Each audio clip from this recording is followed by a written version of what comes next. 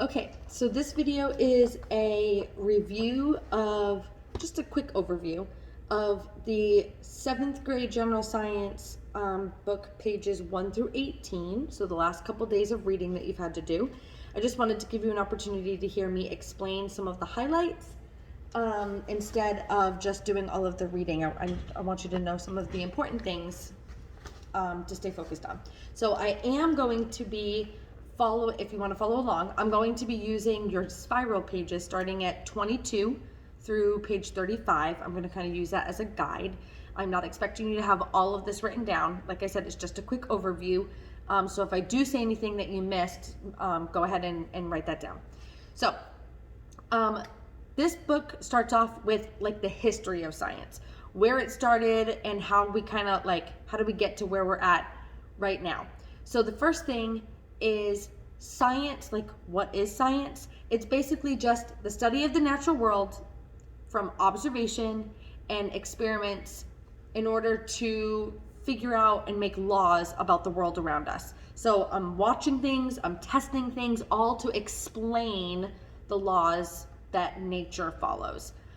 We don't really consider them scientists because they didn't ever take it where they explained the world around them. But the first real people that we see on scene is the ancient Egyptians. Now, the Egyptians were trial and error. They were all about just figuring out what worked for them right then. They didn't really take it that step farther. In fact, they didn't really even do experiments, and they didn't analyze and conclude or grow on that. It was just, this works, keep doing it, or this doesn't work, so don't do it again. One of those examples would be moldy bread. They would take moldy bread and put it on an open wound, and it worked. It helped, the statistics of that person healing from that wound went up. Well, now we know that penicillin actually comes from mold. So there is an antibacterial component in mold, and that was what was helping kill some of the germs. But they didn't go any farther with that. They just know that moldy bread worked. So, and the one guy who kind of stands out is Imhotep. Really with just his medical knowledge, he did a lot of surgeries and fixed broken bones, but that's kind of the beginning of where we see that kind of come into culture, is with the Egyptians. Now, at the same time, there was also other cultures doing inventions. So, how did they spread their knowledge? One of the inventions from the Egyptians was papyrus. That was ultimately paper from a tree and a plant from the same name, a papyrus tree. They used that as paper. Up until then, they were carving things into stone. So anything that they did find out, anything that they did come to know and believe in, was really just word of mouth until papyrus came in. Now, these other cultures, so a pottery wheel and chariots and compasses from the Mesopotamians and the Chinese and all these other cultures, that all at the same time was being invented. So as a result, what some cultures realized worked was now able to be written on papyrus, protected and preserved in pottery bowls, and taken by chariot to other cultures navigating with compasses. So this knowledge that they were finding spread all over the world. So this is when we kind of start seeing medical knowledge spreading through other cultures all over the place.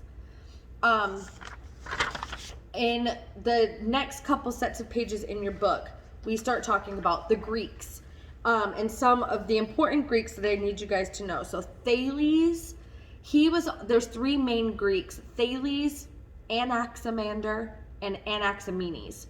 Those three guys were all kind of around the same time, the 500 BC. So we're talking about 500 years before Jesus even ever shows up on the scene. So Thales, Anaximander, and Anaximenes. Thales studied the sky, how the planets moved, things like that, and we credit him with the first knowledge of a solar eclipse. He was able to visualize that, observe that, and record it. Anaximander was known for his studies of living organisms, but he believed that all life began in the sea, which we know is wrong, but it became the basis of the concept of evolution. So Charles Darwin in Evolution later on takes Anaximander's beliefs about everything coming from the sea, and that's how That was his foundation. And then Anaximenes, he believed that air was the foundation for everything. And that is what led us to this understanding and basic concept of atoms. So the reason why we focus on those three guys from these early Greeks is because their work was the foundation for some other theories later on. Now, fast forward another 100 or so years, Leucippus and Democritus. Leucippus took some of the work about atoms and was able to formulate some new theories that all matter is made of atoms. We still very much believe that. That is something that we have been able to, that's become scientific law. That's a proven thing. So all matter being made of atoms, Democritus went ahead and took that a little bit farther and said, yes, and atoms have different densities, therefore matter has different densities. Now, matter all having a different density and atoms all having a different density, that logically makes sense. Let's think back for just a minute to our basic knowledge of an atom, the periodic table of elements. I keep going like this because that's where my periodic table is. But the periodic table of elements is a bunch of atoms. It's a bunch of elements. A single element is an atom. And some have an atomic weight of 13, some have 7. It depends on how many electrons and neutrons and protons there are. What Democritus realized is that those atoms are different sizes, right? So he was the first one to recognize, we hadn't gotten to the parts of an atom yet, but at this point they know that all matter is made up of these tiny little things, and those tiny little things have different sizes. He came up with an analogy that they're so small you can't see them, but when they're all together you can see what they make. For instance, you can't individually see grains of sand at the beach unless you look really, really hard. All you see is the beach. And he used that example that you can't see atoms that are really, really small unless you look really, really hard with your microscope. But what you can see is the phone holder that's plastic. Whatever the object is that's made out of atoms, you can't see the individual atom, you can just see the item that it creates. And each one of those items and objects has a different density based on the atom that makes it. So an equivalent, an analogy for that would be like if you look at the grains of sand, each pebble is a different size on the beach. They're not all exactly, the same size. So moving forward, in your book, I'm up to page like 10 to 14-ish. Your book talks briefly about a hypothesis, scientific method in general, and how important it is to test your theories, how important it is to test your experiments and test your hypothesis. And then it goes into another Greek scientist. Now this one I really want you to focus on. Aristotle. There's 3 more Greek scientists we're going to talk about. So Aristotle is one of them, then Archimedes and Ptolemy. Now Aristotle is he's known as the father of the life sciences because he studied living things. He is who we credit with this concept of spontaneous generation. Now, spontaneous generation is just simply stating that something living can come from non-living substances. Obviously, we know that that's not true. That would, again, be the equivalent of saying this plastic phone holder can grow a worm. Something living has to come from another something living. It cannot come from something not living.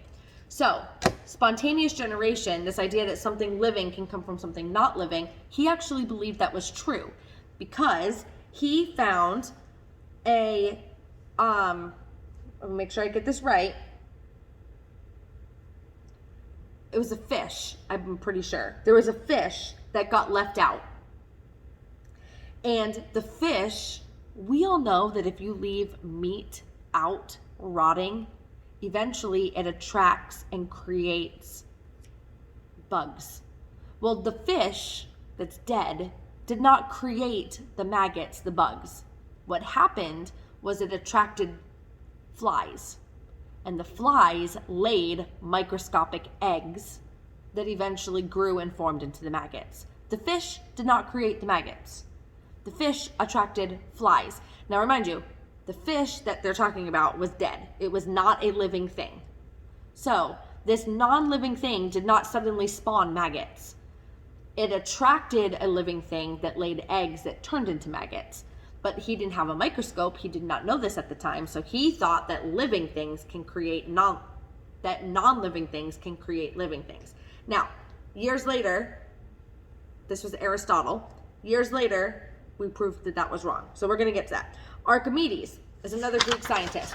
If you are following along, I am currently in your spiral book on page 28. Archimedes was really credited with his mathematical advances. He was like 200 or so years before Christ. And there are medals, like prestigious honorable medals that have his face on it. Like, that's how popular he was when it comes to mathematical advances. You'll hear more about Archimedes in your please hold for part 2.